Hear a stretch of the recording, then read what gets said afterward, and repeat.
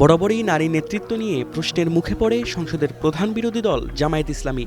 অতীতের বিভিন্ন সময় নারী নেতৃত্ব প্রসঙ্গটি এড়িয়ে গেলেও এবার সেই সুযোগ আর থাকছে না, কারণ সংসদে আসন অনুপাতে সংরক্ষিত আসনে নারীদের অবস্থান বাধ্যতামূলক। সে অনুসারে জামায়াত ইসলামীর নেতৃত্বাধীন 11 দলীয় ঐক্য পাচ্ছে মোট 13টি সংরক্ষিত আসন। সবকিছু বিবেচনায় নিয়ে জামায়াত ইসলামীর মহিলা বিভাগকে দায়িত্ব দেওয়া হয় যোগ্য প্রার্থীদের বাছাই করার জন্য।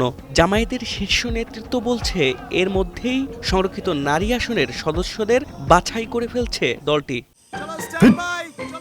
লাইফে কোনো কিছুর গ্যারান্টি নাই, তাই ইন্স্যুরেন্স করুন সিটি ব্যাংকে, কারণ ইন্স্যুরেন্স করলে সিটিতে সুরক্ষা পাবেন নিশ্চিন্তে।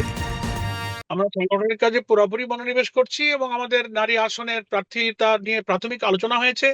আমাদের খুব অচিরেই এই সপ্তাহের মধ্যে মনোনয়ন জমার যে তারিখ আছে, সম্ভবত 21 তারিখ, তার আগে আমাদের পার্লামেন্টারি বোর্ডের একটা মিটিং এ চূড়ান্তভাবে আমাদের যাদেরকে আমরা মনোনীত করতে চাচ্ছি তাদের নামটা চূড়ান্ত করা হবে ইনশাআল্লাহ। কেন্দ্রীয় কর্মপরিষদের একাধিক সদস্য, ইসলামী ছাত্রী সংস্থার সাবেক শীর্ষ নেত্রী, গণমাধ্যমে পরিচিত মুখসহ কেন্দ্রীয় ও স্থানীয় নেত্রীরা আছেন দলটির বাছাইয়ের তালিকায়। তবে দলটির সেক্রেটারি জেনারেল বলছে তাদের নারী সদস্যরা কেউই দলের নেতৃত্বে আসতে চান না, তবে স্থানীয় নেতৃত্বে বা সংসদ সদস্য হতে কোনো সমস্যা নেই।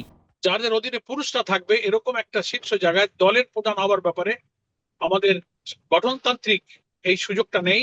ইসলামের বা কোরআনের এই আয়াতের বিধান মেনে নিয়েই আমরা এই ইসলামী আন্দোলন, সংগঠন এবং কল্যাণ রাষ্ট্রের জন্য আমরা জামাত ইসলামীতে কাজ করছি। এর আগে দলে নেতৃত্বের প্রসঙ্গে জামায়াতের আমিরের বিদেশি একটি গণমাধ্যমে সাক্ষাৎকার প্রসঙ্গে এই নেতা জানান সেটি তথ্যের বিকৃতি ছিল।